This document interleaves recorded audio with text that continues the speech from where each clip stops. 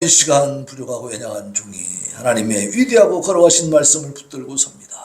종은 감추어 주시옵시고 하나님의 성령께서 친히 선포하시고 말씀하셔서 우리의 신비에 새겨지게 하여 주시옵시고 우리의 생각에 새겨지게 하여 주시옵시고 아버지 심령의 변화를 일으키게 하여 주시옵시고 아버지 이 말씀을 통해서 하나님의 온전하신 뜻을 이루어갈 수 있는 능력과 힘을 얻게 하여 주시옵소서. 예수님의 이름으로 기도하옵나이다.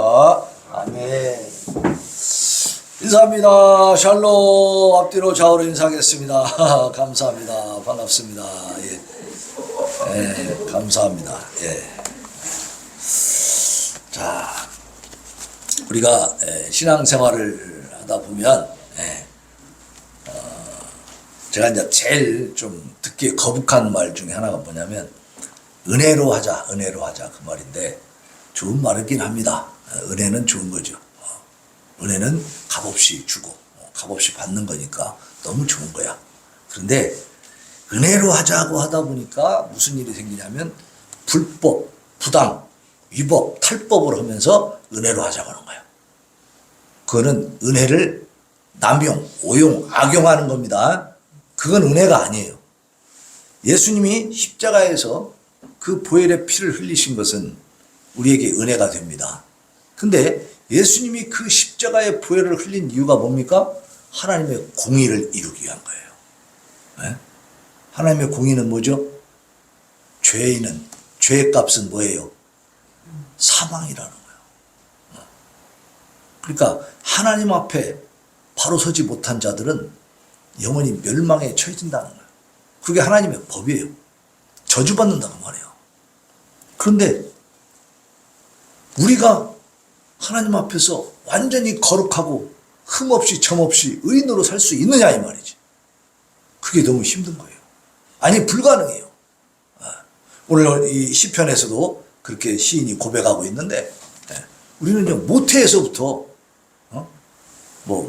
어머니 뱃속에서부터 교회 다니면 모태신앙이라 그러잖아요. 그런데 또 한 번도 결혼 안 한 사람을 모태솔로라고 돼. 요즘 애들 말이 그런 말이 있어요. 모태솔로. 혼자 산다고. 한 번도 결혼 안 했다고 그런 얘기. 그런데 이 인간의 이 본성은요. 모태 죄인입니다. 죄성을 갖고 있어. 그러니까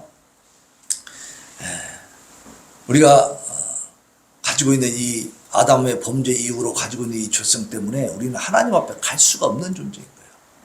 그래서 예수님이 십자가에서 피를 흘려주신 거예요. 그러니까 모태 죄성을 갖고 있으니까 이게 없어질 수 있습니까? 없죠. 그러니까 이미 태어날 때부터 죄인이다 보니까 운명이 정해져 있어. 어디 가게 정해져 있어요? 지옥 가도록 정해져 있는 거예요. 그러니까 예수님을 만나지 못하면 절대로 이것을 벗어날 수가 없다. 그러니까 다 지옥 보낼 수 없잖아요. 하나님이. 사랑의 하나님께서. 그러니까 하나님이 직접 오셔서 죄값을 치러버린 거예요. 그게 예수님의 십자가입니다. 그 십자가 보혈이 있기 때문에 우리는 그 보혈 공로를 믿고 나아가는 거예요. 믿는 자는 내 죄값을 예수님이 가져가신다는 거예요. 그리고 예수님이 가지고 있는 그 완전한 의로움을 우리에게 주신다는 겁니다. 예수님의 우리가 그걸 바꾼 거예요. 예수님의 의로움을 우리가 받고 우리의 죄는 예수님이 가져가시고. 왜 그렇게 했어야 되느냐? 하나님은 공의와 정의 하나님이시기 때문에 그걸 이루셔야 되는 거야. 하나님이 공표해놓고 요즘 정치인들 보면 막 공약해놓고 또 어기고 그런 거 많잖아요. 우리 하나님 어때요? 하나님이 만약에 선포해놓은 것을 하나님이 어기지 않고 지키지 않고 어기고 다 무시하고 또 새로 마구잡이로 바꾸고 그러면 우리 하나님 신뢰할 수 있습니까? 그런 하나님은 이상한 하나님이지. 하지만 우리 하나님은 그런 분이 아니시더라 이 말이에요. 확실하게 말씀하신 건 지키시는 거예요. 신실하신 하나님. 그래서 우리가 하나님의 공의와 정의에 입각한 사랑의 하나님을 만나는 겁니다. 그러니까 공의와 정의가 없는 사랑, 그건 진짜 사랑일까요? 그건 사랑이 아니요. 자, 이 깡패 집단들 막 죄악을 범하는 범죄자들 속에도 의리가 있어요, 없어요? 거기도 의리가 있어. 그 의리는 어떤 의리요? 죄를 더 짓게 만드는 의리요? 죄를 안 지게 해주는 의리요? 죄를 짓게 만드는 의리지, 그죠? 예. 그거 다 덮어주고 감춰주고, 그죠? 같이 못된 짓 하고. 그게 의리잖아. 야, 이거 하지 말자 그러면 배신자예요, 거기서는. 그죠? 그러니까 악한 자들 속에도 의리가 있어. 자기들끼리 우정도 있고 뭐 사랑도 있어. 그러나 그것은 하나님 앞에서 공의와 정의에 의해서 인정될 수 있습니까? 아니잖아요. 그건 안 되는 거예요. 그래서 우리가 하나님이 공의의 하나님이요 정의의 하나님이신 것을 이 시간 우리가 이 시편을 통해서 온전히 깨달을 수 있기를 바랍니다. 그러면 하나님이 공의와 정의의 하나님이면 우리는 어떻게 살아야 돼? 우리도 공의와 정의를 실현하며 살아야지. 그죠? 그래서 오늘 말씀의 제목이 뭡니까? 같이 읽어봅시다. 주보 보고. 시작. 하나님의 공의를 실현하라. 예수 그리스도를 믿는 사람들, 교회 다니는 사람들, 구원받은 하나님의 성도들은 어떻게 살아야 돼요? 하나님의 공의를 실현하면서 살아요. 은혜다 은혜다 하면서 그 법을 다 어기고 유법, 부당, 탈법 이런 짓 하면서 살아가는 게 아니에요. 반드시 예수 그리스도를 만나면 내가 전에는 이 정도 해도 뭐 죄는 아니지 뭐 안 걸리면 되는 거고 뭐 남들도 다 아는데 이런 식으로 대충 넘어갔던 것들을 다 다시 돌아봐야 됩니다. 그게 변화가 일어나야 돼요. 변화가. 조그만 거 하나라도 우리가 식당에 가서 밥을 먹어도요. 공깃밥 하나에 얼마씩이죠? 1,000원인가요? 그 우리가 주문서 있잖아. 거기다가 체크를 안 하면 밥 한 공기 더 갖다 먹어도 모르죠. 그럼 갖다 주고 1,000원은 그 한 공기 먹으면 살짝 속이고 우리가 그냥 공짜로 먹고 나올 수 있어요. 다른 밥값만 내고. 그 1,000원은 우리가 이제 먹은 거지 이제 공짜로. 그게 여러분 얼마나 세상적으로 보면 통쾌합니까? 그죠? 밥 한 그릇이라도 공짜로 먹고 왔으니까. 그러나 우리 믿는 자들은 어떻게 해야 돼요? 그런 일이 있을 수 없는 일입니다. 작은 거지만. 어제도 제가 식사하면서 나올 때 우리 공깃밥 먹을 때 이쪽에서 이렇게 가져와가지고 물론 말하고 가져왔지만 거기 보니까 체크가 안 돼 있더라고. 돈을 내는데 체크 안 됐으니까 모르잖아요. 근데 얘기를 했어요. 우리 공깃밥 하나 먹었습니다. 예 감사합니다 하면서 이 사람이 또 너무 기분 좋고 고마웠는지 안 받더라고 1,000원을. 이렇게 주인이 알고 안 받는 거하고 내가 속이는 거하고 같습니까? 다르죠. 여러분 하나님의 공의를 실현하라 그러니까 아이고 그 무지무지하게 막 엄청난 것 같은데 막 대통령이 돼야 할 수 있는 거 아니야? 아니에요. 식당에서 밥 먹고 나서도 할 수 있는 겁니다. 요즘은 이제 카드 결제를 많이 하니까지만 옛날에는 어때요? 가게 가면 이렇게 이제 현금을 많이 거래하잖아. 그러다 보면 거스름돈을 더 많이 받는 경우가 있어 없어? 가지고 오다 보면 더 많이 받았네. 이 사람이 계산 잘못했어. 그죠? 그런 경우 있죠? 그럼 솔직하게 말해보세요. 그거 꿀꺽했어요. 도로 갖다 줬어요. 꿀꺽해도 아무도 모르는 거고, 뭐 경찰에 잡아가는 것도 아니고 잘못된 놈이 잘못이지 뭐, 그죠? 내가 뭔 잘못이요? 그럼 하나님 앞에서는 어때요? 떳떳합니까? 아니에요. 그게 다른 거야. 우리 그래서 교회 오면은 죄인이라고 막 하면서 회개하고 막 그러니까 안 믿는 사람들이 뭐라 하냐면 쟤들은 뭔 죄를 저렇게 많이 져갖고 맨날 가서 잘못했다고 한대야. 그렇게 비웃어요. 근데 그들이 볼 때는 잘못한 건 아니에요, 다. 그죠? 아무것도 아닌 것도 우리는 어때요? 하나님 앞에 서 있기 때문에, 하나님의 법을 지키는 사람들이고, 하나님을 알기 때문에 양심을 속이지 않으려고 하는 거죠? 그러니까 우리의 도덕성이라고 하는 것은 세상 사람들이 보는 거하고는 차원이 다른 겁니다. 훨씬 높은 거예요. 그걸 가지고도 우리는 몸부림을 치는 거야. 내 마음속에 미워한 것만 갖고도 이 시간에 와서 어때요? 회개하는 거. 저도 그 미워하는 것 때문에 회개 많이 하고 있어요, 지금. 옛날에 그 헤브론 교회 사건 그 이후로 제 마음속에 막 무지무지한 막 그 상처가 많아요. 그것이 쉽게 안 가라앉더라고. 나도 사람이기 때문에 목사님이 뭐 성인입니까? 예수님입니까? 그죠? 저도 사람이거든. 이 감정이 있는 거야. 그러니까 그것을 어떻게든지 좀 이렇게 다스리려고 하는데 잘 안 돼요. 그럴 때마다 하나님 앞에 기도합니다. 그러니까 이걸 가지고 하나님 앞에 참했습니다 하니까 사람들이, 안 믿는 사람들이 목사가 뭔 잘못 그렇게 많이 했대? 아니 나한테 진짜 잘못한 놈들 내가 미워하는 게 죄요? 세상적으로는 죄 아니에요. 그죠? 두드러 패야 맞는 거예요. 그거 사실은. 원수 갚아버려야지. 그 뭔 데가 잘못이요? 그러나 하나님 앞에 서 있기 때문에 우리는 잘못했다는 거야. 왜 하나님이 원수도 뭐라고 했어요? 사랑을 하고 있어. 그들을 위해서 기도해 주라고 이렇게 명령하셨다 이 말이야. 그 말씀을 지키려고 하다 보니까 너무 힘들지, 사람으로서는. 그죠? 그러니까 하나님 앞에 회개 기도를 하는 겁니다. 그리고 도와주시라고 하면서 우리가 그 예수님을 닮아가려고 하는 거지. 그죠? 그러니까 차원이 다르다니까. 그러니까 서양 사람들이 뭐 비판하는 거는 잘 따져보면요, 아무것도 아니고 상대도 안 되고 진짜 모르고 하는 말이에요. 그죠? 예. 그걸 우리가 위축돼서는 안 된다 이 말입니다. 예? 그래서 우리는 이러한 자부심, 우리 정체성에 대한 자부심을 갖고 있어요. 우리 하나님의 백성들. 우리는 두 가지 국적을 갖고 있다고 그랬어요. 대한민국 국적과 또 하나 뭐예요? 하나님 나라의 국적을 갖고 있어요. 이걸 잊어버리면 안 돼. 이중국적자예요, 우리는. 대한민국 이중국적 인정하지 않지만, 그죠? 근데 이스라엘은 인정한다고 하더라고.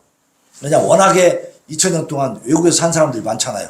그러니까 그 나라의 국적을 포기하고 이스라엘 국적만 가지면 굉장히 손해보는 게 많아. 그렇다고 이스라엘 다 들어가 살 수도 없고. 그러니까 이스라엘은 자기 나라 국적을 취득하기 원하는 사람들은요, 그 나라 국적을 갖고 있어도 국적을 준대요. 그래서 이스라엘 국민들이 많아진 거지. 그리고 실제로 거기 사는 사람들은 그렇게 많지 않잖아. 1000만 명도 안 돼. 이스라엘 지역에 사는 사람. 흩어져 있는 사람들 많잖아.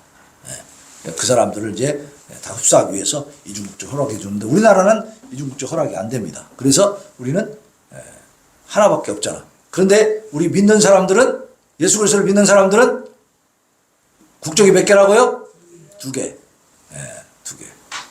그 대한민국에서 법으로 우리가 이중국적 갖고 있다고 다스릴 수 있어요, 없어요? 없어. 왜? 우리는 하나님 나라의 법을 갖고 있으니까 그들이 타취하지 못한다 이 말입니다. 근데 북한은 타취를 해. 북한은 믿으면 잡아 죽이잖아. 그러니까 이중국적 못 가지게 하는 거야. 하나님 나라의 법을, 그 국적을 못 가지게 만들잖아요. 그러니까 정치 지도자를 우리가 잘 뽑아야겠어요? 대충 뽑아야겠어요? 잘 뽑아야 돼요. 권력을 가진 자를 잘못 뽑으면 그런 일들이 벌어지는 거예요. 네. 김일성 시대에 김일성을 그 사람들이 얼마나 추앙하고 높였는데요.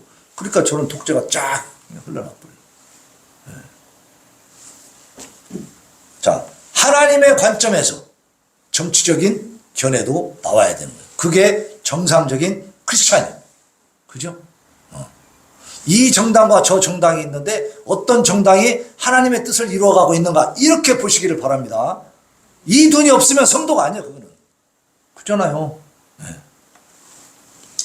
자, 우리 시편 58편은 그 배경이 이제 분명하게 확실히 나와 있지는 않아요. 왜냐하면 58편 옆에 보니까 어떤 그 배경 설명이 안 나와 있잖아요. 그래서 정확한 건 모르지만 학자들이 연구를 해보니까 BC 979년경에 압살롬이 누구예요? 다윗의 아들이죠. 다윗의 아들이 반란을 일으키기 직전에 민심을 훔치는 거예요. 그러니까 이 국가의 왕의 위치를 차지하려면 자기 혼자만의 힘으로는 안 되잖아요.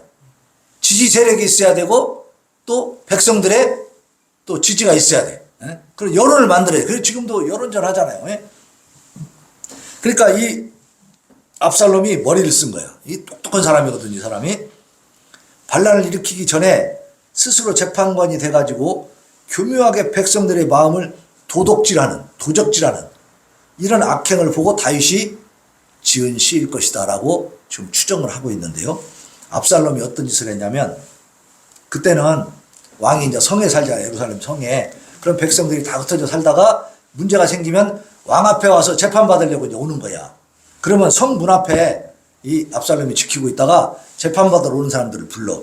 그래서 뭐라고 하냐면, 어찌 왔냐? 그럼 이제 제가 이런 일로 이제 재판을 좀 받으러 왕을 만나러 왔습니다. 그러면 이 사람이, 압살롬이 뭐라 하냐면, 야, 왕이 바빠가지고 지금 재판관 세울 시간이 없어. 내가 해줄게. 나한테 받아. 가로채버리는 거야. 네? 그래서 지가 재판을 해주고 성심성의껏 도와줘. 그러니까 어때요? 왕 앞에 갈 지금 재판이 누가 앞에서? 압살롬 왕자 앞에서 끝나버리는 거야. 그러니까 사람들이, 왕은 바빠서 우리 재판도 안 해줘. 근데 왕자님이 해준대. 그러니까 기분이 좋아, 안 좋아? 압살롬이 기분이 좋아. 사람들이 어떻게 하겠어요? 왕을 더 신뢰하겠어요? 압살롬을 신뢰하겠어요? 압살롬을 더 이제 인정하고 더 압살롬을 따르고 더 칭송하고 이렇게 되는 거예요. 예? 그래서 압살롬이 그에게 이르기를 보라 내 일이 옳고 바르다마는 내 송사를 들을 사람을 왕께서 세우지 아니하셨다. 사무엘 하에 보면 이렇게 나와. 15장 3절 이하에. 그리고 6절에 보면 이스라엘 사람의 마음을 압살롬이 훔치니라 그랬어. 민심을 갖다가 다 훔치는 거예요. 그 왕이 누려야 될 그 영광을 지가 누리는 거죠. 그러면서 왕을 자꾸 제껴버려. 왕은 나쁜 왕, 나는 좋은 왕자 이렇게 해가지고 자 그런 짓을 하고 있는 것을 다윗이 봤을 때 마음이 어떻겠어요? 그 또 아들이 기가 막히죠. 그래서 그때 그 울분을 사귀면서 이 58편 시를 작성한 거 아니냐 이렇게 보고 있는 겁니다. 이 시편 58편은 불의와 모순이 가득한 현실에 대한 그 고발이죠. 그리고 하나님의 공의와 온전한 그 실천을 희구하는 그 내용을 주제로 하고 있어요. 그래서 비탄식적인 성격이 강한데 그럼에도 불구하고 세부 내용을 살펴보면은 주로 악인들 그리고 불의와 불법을 고발하고 있어. 그리고 이에 대해서 악인의 신속한 멸망을 간구하고 있는 그래서 이들을 어떻게 해주세요 하는 막 그 내용들이 비유적으로 조금 적나라하게 막 나타나 있습니다. 그래서 이거를 저주시라고도 합니다. 근데 여기서 이제 저주라고 하는 것은 사실 사람이 사람을 저주하는 것은 좋은 일은 아닙니다. 그죠? 아무리 악한 자라도 내가 저주해버리는 건 좋은 건 아니야. 그러면 이 다윗이 58편에서 저주하는 말들 그런 내용들이 나오는 건 뭐냐? 하나님의 공의와 정의가 그렇게 이루어져야 된다는 하나님의 입장에서의 얘기를 하는 겁니다. 자 보세요. 하나님이 최후 심판 때 모든 악한 자들을 완벽하게 처리하시고 처단하신다라는 것을 우리가 알고 있다면 그걸 확실하게 믿고 있다면 지금 이 세상에 현재 살고 있는 사람들이 바르게 살겠어요? 아무렇게나 살겠어요? 바르게 살 수밖에 없잖아. 하나님의 심판이 있다는 걸 알면. 그죠? 근데 북한 같은 그런 체제는 어때요? 하나님을 믿어요? 안 믿어요? 안 믿어요. 하나님이 말씀을 주셨는데도 하나님의 심판이 있다고 하는데도 안 믿어. 안 믿으니까 멋대로 사는 거지.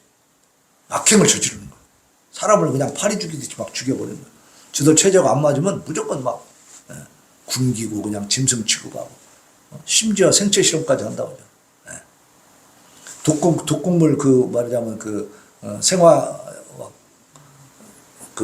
생화학 무기 이런 거 독가스 이런 거 만들어 가지고 이게 어느 정도 효과가 있나를 실험을 하는데요. 그 수용소에 정치권 수용소에 있는 기독교인들 그런 사람들을 데려다가 두 군데다 집어넣어. 이쪽에는 아빠 엄마 집어넣고 여기는 애기들 집어넣고. 그럼 투명하게 해놔가지고 다 보여. 그러면 여기 어른들한테 그러니까 똑같은 독가스를 가지고 어른들이 어떻게 반응하나 애들이 어떻게 반응하나 그걸 알아보려고 양쪽에도 독가스를 집어넣어. 그러면 여기 지금 아빠 엄마가 있는데 여기 지금 독가스가 들어오고 건너편에 아들 딸 애들이 있어. 그런데 보이는 상태에서 독가스가 들어오니까 애들이 고통스러워 하겠어요 안 하겠어요? 고통스러워서 거품 물고 막 그렇게 빈명 질러가면서 죽어가는 모습을 서로 보는 거예요. 생체 실험을 그렇게 한다고 하더라고. 끔찍하지 않습니까 이거? 그 북한의 현실이에요 그게. 왜 그렇게 할 수 있느냐? 그 사람들은 하나님이 없으니까. 하나님 믿지 않으니까. 인간의 존재 자체가 물질이에요 물질. 그래서 그냥 이 자기들이 믿는 또 추앙하는 그 노동당 주석 수령님에게 해가 되는 자는 죽이는 게 마땅하고 그냥 죽이면 아까우니까 실험이라도 해서 죽인다 이거야.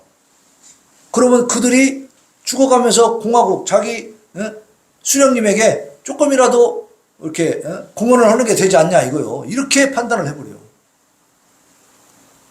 그러니까 거기에 인권도 없고 자유가 없는 거죠. 자, 거기도 신이 있어. 누가 신이에요? 김정은이가 신이요. 김일성, 김정일, 김정은으로 내려오는 3대 세습 독재 정권이 우상 정권이 되어 있는 거죠. 그들이 인간이 하나님 자리를 차지하고 있는 거죠. 그 결과가 이렇게 잔인하고 무섭다 그 말입니다. 네? 자, 지금 이 현대를 살아가고 있는 우리가 이 대한민국에서는 마음껏 자유를 누리고 있고 인권이 보장되고 하니까 북한의 사람들이 어떻게 사는 거에 대해서 너무나 좀 무관심한 거예요. 잘 못 느끼는 거예요. 근데 우리가 이런 것들을 관심을 가져야 됩니다. 그래서 그러한 그 악행을 저지르는 자가 저 3대 세습을 쭉 이어오는 저들이 아무런 해도 받지 않고 처벌도 받지 않고 편안하게 살다가 편안하게 죽었다. 그러면 세상이 공평합니까? 불공평합니까? 너무나 불공평하잖아요, 이게. 거기에 죽어간 사람들은 뭐냐고 도대체. 그죠? 그러니까 하나님의 심판이 반드시 필요한 것입니다, 사실상. 자, 그래서 이 시의 구성을 보면 전반부 1절로 5절에는 시인이 하나님의 이 공의에 입각해가지고 격분에 찬 그 어조로 본성적으로 부패한 악인의 불의와 강포를 고발한 내용이 나와. 자, 58편 오늘 그 1절로 5절에 있는 말씀이 그런 내용이라는 겁니다. 그리고 6절로 9절에 있는 말씀은 하나님의 공의에 의거한 악인들의 신속한 멸망을 노래하고 있어. 어떻게 멸망시켜 주세요. 막 이런 요구사항이 있어요. 후반부에 가면 10절로 11절에는 선취적 신앙. 다윗의 신앙은요, 특징이 뭐냐면 선취적이에요. 선취라는 건 먼저 취했다는 거죠.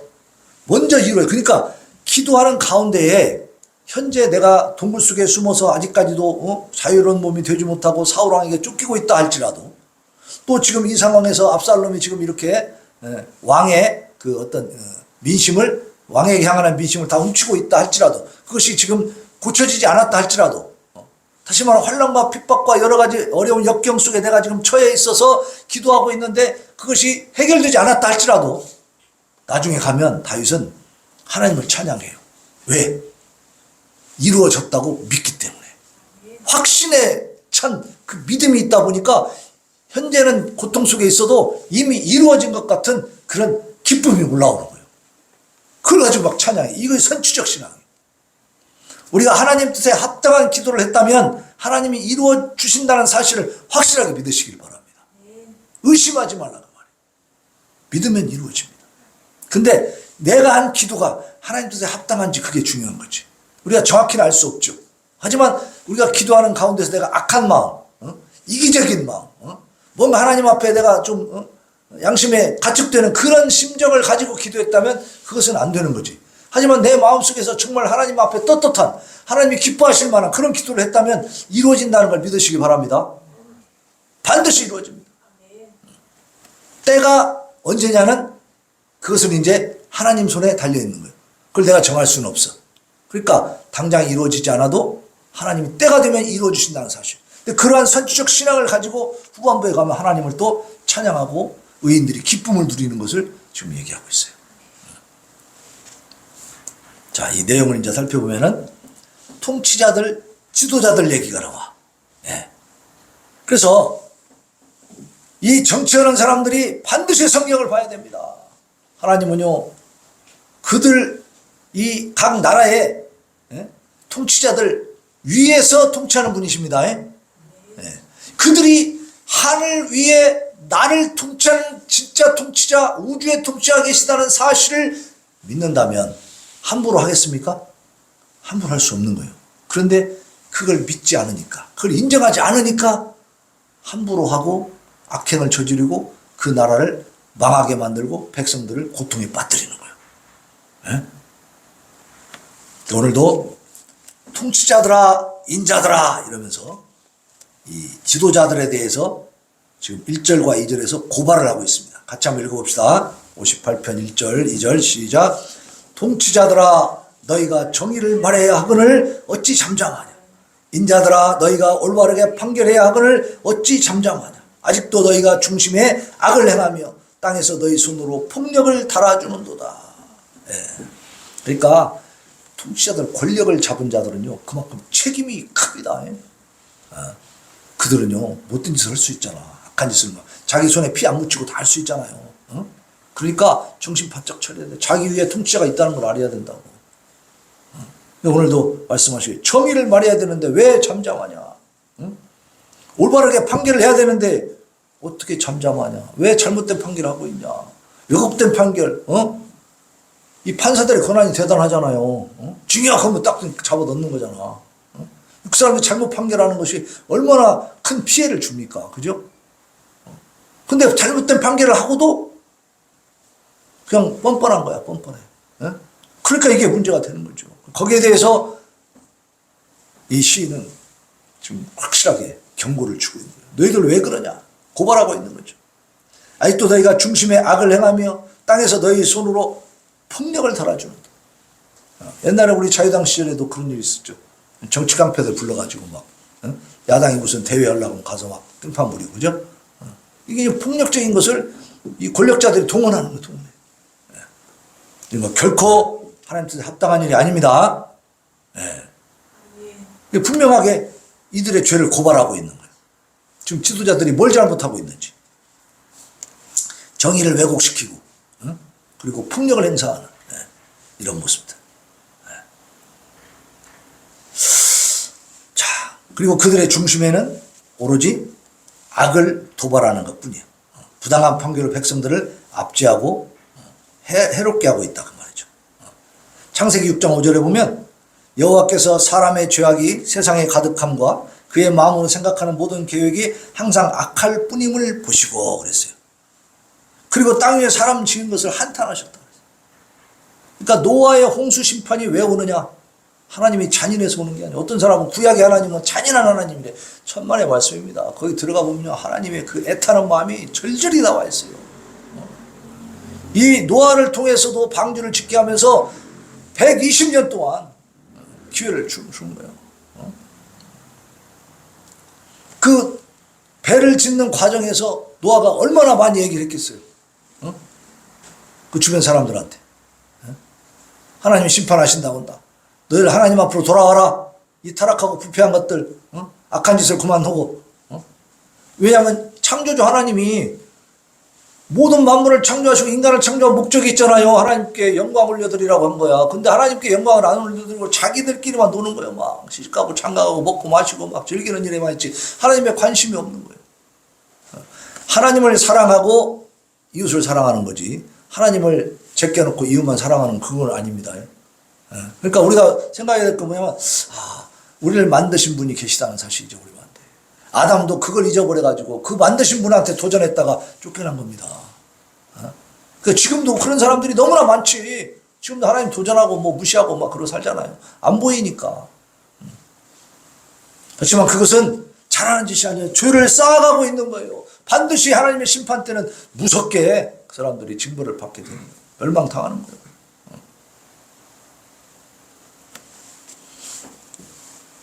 그러니까 옛날 시절, 노아 홍수 시절, 창세기가 진행되고 있는 그때에도 사람들이 이렇게 타락하고 부패했다면 이때에도 다윗의 시절에도 또 그런 일이 있었고 지금도 그렇다 이 말이에요. 인간들은 계속해서 하나님께 도전합니다. 그 자리가 좋거든. 왜냐면 내가 왕 노릇하는 게 좋아요? 꼬북 노릇하는 게 좋아요? 왕 노릇하는 게 좋잖아. 그러니까 하나님 제껴놓으면 내가 왕이거든. 내 마음대로 살아도 되니까. 그렇게 살려고 사람들이 몸부림을 치는 게 지금도 똑같은 모습이다. 그러면 그것은 어떠한 근본 그 원인을 갖고 있느냐. 3절 5절에 보면 그 악인들의 실상이 보여. 그들이 가지고 있는 말하자면 악한 자들, 하나님을 부정하고 하나님을 외면하는 사람들이 사는 모습이 보이는데요. 3절에 이렇게 되어 있죠. 악인은 모태에서부터 멀어졌으며 나면서부터 곁길로 나가 거짓을 말하는도다. 이게 바로 모태 죄상을 말하는 겁니다. 태어나면서부터 하나님으로부터 멀어져 있습니다. 곁길로 나갑니다. 그들의 독은 뱀의 독 같고, 자, 독사한테 물리면 살아요, 죽어요? 살기 힘들죠? 빨리 치료 안 하면 죽습니다. 근데 이 독사가 어떤 독사냐? 술사에 홀리는 소리도 듣지 않고 능숙한 술객의 요술도 따르지 않는다. 그런 얘기를 뭐냐면 독사가 어떻게 고집이 센지 귀머거리 같아. 위독경, 쇠귀에 경이 끼어 아무리 말해도 듣질 않아. 이 악한 자들이.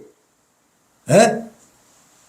그러니까 독사는, 이 뱀들은 술사들이 이렇게 피리불로 이렇게 하면 춤도 추고 따르는 게 보통이거든.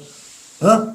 뱀 아무리 독사라도, 그죠? 막 코브라 막 이런 것들도 그 인도에 가보면요, 이 피리 막 불고 막 코브라가 춤추고 그런 거 나오잖아요. 가끔 영상에 보면.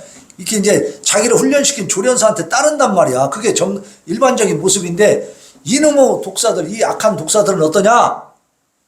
뭐 피리를 불든지 뭐 훈련을 시켜도 안 따른다 이거요. 자기 멋대로 한다 이 말이야. 이 독사가. 그래서 막 술사나 훈련사, 조련사들을 막 물어버린다는 거지. 응? 그러니까 악한 자들의 그 악성이 어느 정도인가 지금 표현을 하고 있는 거예요.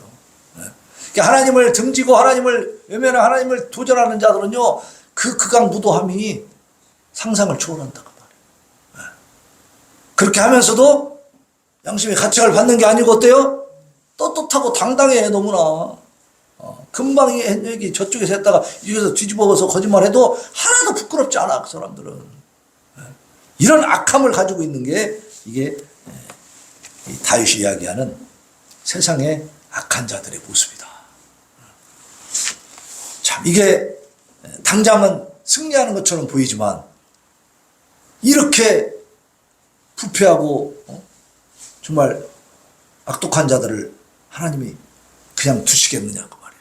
아니 그들을 심판하는 하나님이 없다면 세상이 얼마나 불공평하고 억울한 세상입니까? 그죠? 이거 살만한 세상이 아닌 거야. 하지만 하나님은, 창조주 하나님은 세상을 그렇게 놔두지 않는다 이 말입니다. 하나님의 공의와 정의로 반드시 심판할 것을 믿으시기를 바랍니다. 그래서 6절로 9절에 보면 악인들이 받을 심판을 지금 간구하고 있어요. 그래서 그들의 세력을 꺾어버리시고 포악함과 교만함을 꺾어서 의인들 앞에 무릎을 꿇게 해달라는 그런 간구를 해요. 6절 보세요. 6절. 하나님이여 그들의 입에서 이를 꺾으소서. 여호와여 젊은 사자의 어금니를 꺾어내시며, 7절입니다. 그들이 급히 흐르는 물같이 사라지게 하시며 겨누는 화살이 꺾임 같게 하시며. 이 내용들은요 또 7절까지 이어지는데 7절 8절까지 같이 읽읍시다. 8절 시작. 소멸하여 가는 달팽이 같게 하시며 만삭되지 못하여 출생한 아이가 햇빛을 보지 못한 같게 하소서. 또 어떤 상징적인 이야기들이 있는데, 자, 그 입에서 이를 꺾으소서. 젊은 사자의 어금니를 꺾어내시며 이렇게 말씀하는 것은 이 이가 지금 무기로 표현되고 있죠. 그럼 악한 자들이 사용하는 무기를 다 무력화시켜 버려달라 그런 얘기죠. 그 다음에 7절에 가면 급히 흐르는 물같이 사라지게 하시며 그랬죠. 이게 뭐냐, 팔레스틴은 이 우기와 건기가 있어요. 우리도 뭐 이렇게 장마기간이 있듯이 거기는 더 심하죠. 우기에 비가 오면 그때는 잠깐 시내가 돼갖고, 비가 많이 오니까 집중적으로 오거든 거기는. 그러면 그때 잠깐 시냇물이 돼. 내가 흘러요. 근데 건기가 되면 어떻게 돼? 금방 말라버리는 그러한 그 시냇물, 그것을 와디라고 하는데, 그걸 우리가 생각해보면 급히 흐르는 물같이 어떻게 하라고요? 사라지게 하시며 그랬잖아요. 물이 흘러서 결국은 그 냇물이 계속 흐를 줄 알았더니 우기가 끝나고 나니까 물이 쫙 빠지고 이제 다시 마른 땅이 돼버리는 거예요. 물이 없어지는 거죠. 이렇게 물이 사라져 버리듯이 저 악한 자들을 사라지게 하소서 그 말입니다. 겨누는 화살이 꺾여. 화살을 딱 잡고 이제 쏘려고 하는데 화살이 꺾어져 버리면 제대로 나가요, 안 나가요? 안 나가죠. 그러니까 악한 자들이 악행을 하려고 목표를 세우고 막 계획을 세우고 음모를 꾸미는데 그것이 제대로 돼야 하는데 안 되게 해주시라고 해요. 다 무사한데 꺾여버리게 해달라 그런 말입니다. 그리고 소멸하여 가는 달팽이. 달팽이가 이거는 수분이 있어야 돼. 숲에서 살아야 되는데 사막에 햇빛이 쨍쨍 내리쬐버리면 어떻게 돼요? 말라 죽는 거지. 말라 죽. 그리고 또 출생한 아이가 만삭되지 못하여 출생한 아이가 햇빛을 보지 못함 밖에 없어. 이건 뭐냐면은 조산이죠, 조산. 그러면 뭐 7개월 만에, 6개월 만에, 8개월 만에 이렇게 나오면 아이가 건강하지 못하잖아요. 지금은 그래도 시험관 같은 거 만들어가지고 그 안에 집어넣고, 그죠? 해서 이렇게 아이를 좀 키워요. 예? 예, 지금은 산부인과에서 그런 그 의술이 발달했지만 이때 지금 언제입니까 이게? BC 979년 경이니까 지금부터 한 3000년 전이잖아. 그럼 3000년 전에 그런 게 있었겠어요? 그때는 그래서 조산이 되면 거의 다 죽었습니다, 아이들이. 그죠? 햇빛을 못 본다는 얘기는 죽는다는 얘기지. 그런 것처럼 악인들이 죽어나가게 하옵소서. 이렇게 지금 기도하고 있습니다. 이것은 뭐냐면 하나님의 공의와 정의가 그렇게 실현되게 해 주시옵소서라는 겁니다. 본인이 그렇게 죽인다는 얘기가 아니고, 그러니까 하나님의 심판이 이르르면 악한 자들은 맥을 못 추게 돼 있는 겁니다. 믿으시기 바랍니다. 그때가 반드시 온다는 걸 우리는 확신을 해야 돼. 그렇지 않다면 사실은 세상은 너무나 살아서는 안 되는 세상, 존재해서는 안 되는 세상이 되는 거지. 뭐 누가 그 아주 악한 세력이 대한민국에 있어가지고 이 좋은 대한민국을 갖다 헬조선이라 헬조선, 지옥조선이다. 우리나라가 그렇게 살기 어렵고 막 괴롭고 힘들고 막 고통스러운 나라입니까? 그러면 천국 조선 저 북한으로 가지 뭐. 예? 북조선으로 가시오. 그래야 돼 그 사람들은. 그죠? 북조선으로 가 살아봐야 이 대한민국이 얼마나 살기 좋은지 얼마나 감사한다는지 알 수가 있는 거지. 그러니까 악한 자들이 판을 치고 이렇게 세력을 갖고 뭐 큰 소리 친다고 해서 또 악한 짓을 해놓고도 떳떳하고 당당하게 산다고 해서 그런 것들을 부러워하지 마시기를 바랍니다. 그건 반드시 꺾여지게 돼 있고 하나님께서 반드시 심판하게 돼 있어요. 지금 이 세상에서 당장 안 이루어진다 할지라도 반드시 그들은 하나님 심판이 준비되어 있다는 사실.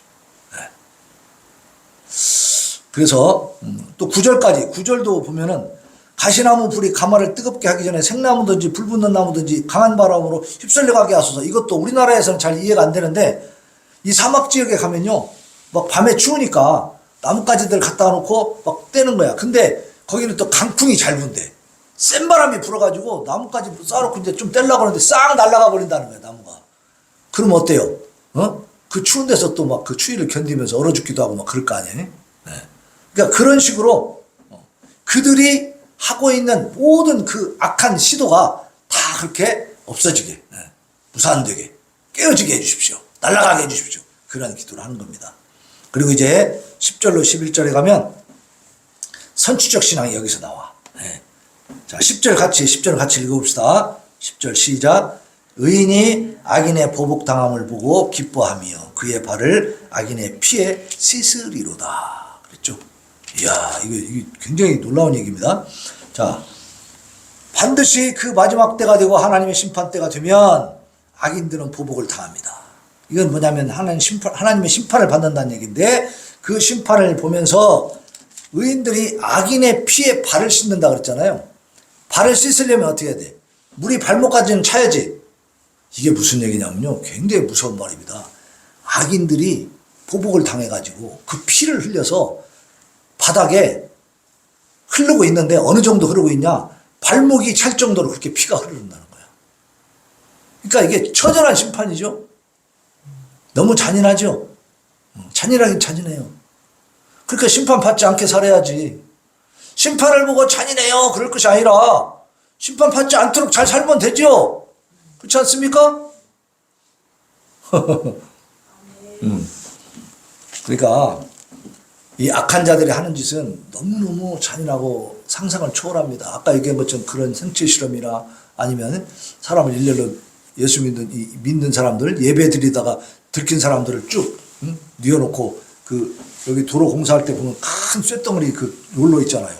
그걸로 그냥 머리서부터 그냥 깔고 지나가는 거예요. 그럼 그 사람이 어떻게 되겠냐고. 그 깔린 사람들이 그렇게 죽인단 말이에요. 애들까지 다 뉘어놓고 그런 짓을 했는데 이렇게 심판한다고 잔인한 하나님입니까? 예? 추들이 한 것도 생각해야지. 그죠? 그러니까 무슨 얘기냐면 의인들이 너무 억울한 일을 많이 당하면서 그것을 어떻게 보복할 길이 없고 이 원통함을 풀 길이 없을 때 결국 죽은 뒤에도 영원히 그것은 못 푼다. 이렇게 끝나면 이 세상이 정상적인 세상이냐고. 그리고 이 세상을 만드신 하나님이 죽으신 하나님일 수가 있습니까? 아니잖아요. 그러니까 하나님은 분명하게 말씀을 통해서 바로 잡겠다는 것을 지금 선포해 주고 계시는 겁니다. 그리고 11절에 가면 그때 사람의 말이 진실로 악인에게 의인에게 가품이 있고 진실로 땅에서 심판하신 하나님이 계시다 하리로다 그랬어. 그러니까 하나님 심판 때가 되면 하나님을 무시하고 능멸하고 도전하고 막 하나님 앞에 대적했던 사람들이 결국은 어떻게 된다? 아, 하나님이 계시구나. 의인들이 결국은 저렇게 높임을 받는구나. 저 억울함이 다 해소되는구나. 이걸 깨닫게 된다는 거예요. 믿으시기 바랍니다. 자, 결론을 내리겠습니다. 우리 성도들은 그러면 하나님 심판 때까지 그냥 기다리면서 어떻게 살아야 될까요? 그 무서운 심판에 나도 그냥 지옥불로 던져지는 삶을 살아야 돼요. 거룩하고 경건하게 살아야 돼요. 거룩하고 경건하게 우리는 뒤집지 말고 살아야죠. 이건 소극적인 그러한 우리의 이제 입장이고, 적극적으로는 어떻게 해야 돼요? 이 세상을 정의로운 세상으로 만들어가야 될 줄로 믿습니다. 우리가 그냥 우리만 착하게 살면 되는 게 아니라니까. 왜? 하나님은 우리에게 사명을 주셨어. 너희는 세상의 소금이라. 너희는 세상의 빛이다. 그랬어. 소금은 어떻게 해요? 부패하는 걸 막아줘야죠. 소금이 짠맛을 내고 그래서 부패를 막아줘야 되는데 소금을 넣어도 짠맛도 안 나고 썩는 것도 안 막아주네. 젓갈을 막 담았어. 막 굵은 소금 넣었고 막 젓갈을 담았는데 한 3일 되니까 다 썩어버렸네. 그러면 소금이 제 역할을 한 거예요? 안 한 거예요? 안 한 거죠. 그럼 그 소금 쓸모가 있습니까? 어떻게? 버리지. 버려야지 그거. 그럼 버리면 어떻게 돼? 사람들이 밟고 다녀. 여러분 잘 생각하셔야 돼요. 우리가 세상의 소금입니다.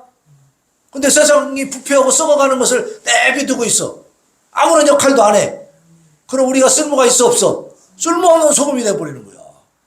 그렇게 살면 되겠습니까? 안 되지.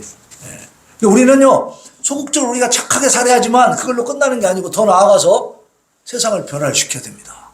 깜깜하고 어두워. 그러면 뭐야? 불을 켜야죠. 깜깜하고 어두운 세상에 가서 우리는 빛이 돼야 된다. 내가 감으로써 세상이 밝아져야 된다 이 말이야. 그런 사명을 우리에게 주신 겁니다. 왜? 하나님이 공의와 정의의 하나님이시고 마지막에 심판하실 분이기 때문에 우리는 그런 하나님을 아버지로 모시고 있는 하나님의 자녀들이잖아요. 그죠? 그러니까 주기도문에도 나오잖아. 주기도문에도 어떻게 나와요? 하늘에 계신 우리 아버지여 이름이 거룩히 여김을 받으시오며 그 다음에 어떻게 되죠? 뜻이 하늘에서 이루어진 것 같이 땅에서도 이루어지이다. 하나님의 뜻이 하늘에서 이루어진 것처럼 땅에서도 이루어지기를 원합니다. 그 말이에요. 그러면 하나님이 이루어주세요. 나는 몰라요. 그래야 돼요? 우리가 이루어가는 거예요. 우리가. 네? 우리가 그 사명을 받은 겁니다. 그래서 우리 성도들은 믿는 사람들은요. 세계관, 가치관, 국가관이 뚜렷해야 됩니다. 믿음을 가진 사람들은요. 나라가 어디로 어떻게 흘러가야 된다는 것을 방향을 잡을 줄 알아야 돼. 어디로 흘러가야 돼? 하나님이 기뻐하시는 방향. 그죠? 하나님이 인정하시는 방향. 그 길이 어딘지는 우리가 구체적으로 살펴보면 깨달을 수 있을까요? 없을까요? 있습니다. 네. 쉽게 말해서 차별금지법 같은 거. 동성애. 이거 하나님이 인정하십니까? 하나님 사랑의 하나님이니까 다 감싸주실까요? 천만의 말씀입니다. 그것은 우리가 저주할 일은 아니지만 그 사람들을 잘 계도하고 치료해주고 계몽해야 되는 일이지 그걸 권장하고 감싸주고 지금 이스라엘이 하마스에게 좀 공격당하고 좀 굉장히 힘든 상황에서 그렇게 지금 지내고 있죠. 그리고 전쟁이 막 엄청 커질 것 같은데 이번에 한 1,000명 이상이 지금 막 다치고 막 또 끌려간 사람도 몇백 명 되고 막 지금 그래서 굉장히 지금 어려운 상황에 처해 있어요. 근데요, 그 이스라엘의 현실이 어떠냐면 이스라엘 국민들 10%가 동성애자랍니다. 전 세계 동성애자 축제가 제일 크게 거기서 이루어지고 있다는 거예요. 이 사람들은 구약을 믿는 사람들이거든요. 유대인들. 그런데요, 구약의 그 레위기에 분명히 동성애자는 쳐 죽이라고 했거든. 그런데 그것을 하고 있어. 그러니까 이 사람들이 모순이죠. 예? 자기들이 여호와 하나님을 믿는다고 하면서 예수는 안 믿는다고 해. 여호와 하나님만 믿는다고 하면서 여호와 하나님이 주신 법을 대놓고 어기고 있잖아. 그럼 이거 보면요, 이 구약의 역사에도 그 이스라엘이 유다, 남유다 이렇게 해가지고 쭉 구약에 그 나와 있는 그 역사를 보면은 뭐 열왕기상하, 역대상하 이런 데 나와 있는 이스라엘 역사를 보면 막 하나님 앞에 배반하고 막 패역하게 굴고 그냥 우상 섬기고 음란하게 하는 이런 것들이 계속 나오는데 지금도 그러고 있더라고. 지금도. 이게 참 희한한 거예요. 인간의 완악함이 이렇게 심합니다. 이렇게 부패한 거예요. 그러니까 우리가 경각심을 가지지 않으면 우리도 그렇게 부패하고 타락할 수 있다는 사실을 기억하시기를 바랍니다. 네, 그래서 우리는 하나님 앞에 정말 경건하고 거룩하게 살아야 되고 세상을 바르게 만들기 위해서 우리가 최선을 다해야 된다. 우리가 힘 닿는 데까지 하나님 나라를 만들어갈 수 있기를 예수님의 이름으로 축원합니다. 네, 자, 찬송 459장 하나님 앞에 올려드리고 다짐과 결단의 기도 하나님 앞에 드리겠습니다. 누가 주를 따라 섬기려는가?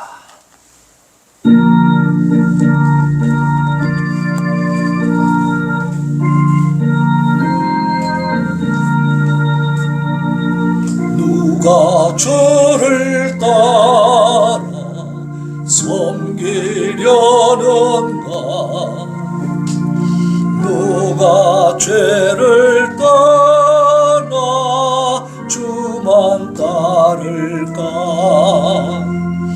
누가 주를 섬겨 남을 거할까? 누가 주의 뒤를 따라가려나?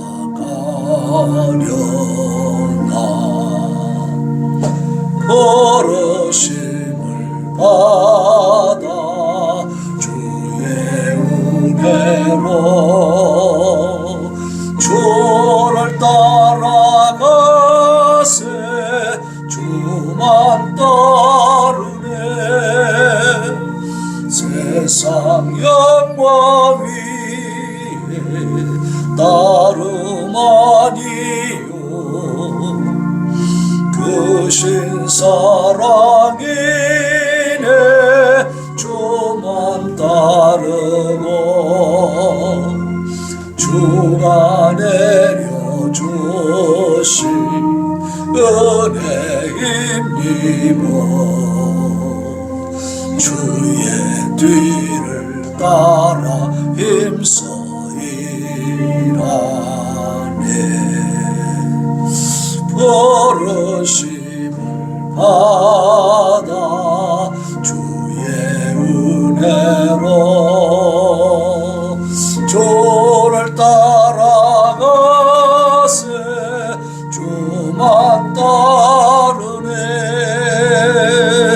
환난 핍박 많고 원수 강하나 주의 용서도 힘이 강하니 누가 능이겨 넘어뜨리랴. 변함없는 진리 승리하리라. 기쁜 찬송하며 주의 은혜로 주를 따라가세 주만 이 시간에 우리 기도합니다. 하나님, 고기와 정의를 이루시는 하나님을 우리 아버지로 모시고 있으니 이제 우리도 이 땅에서 하나님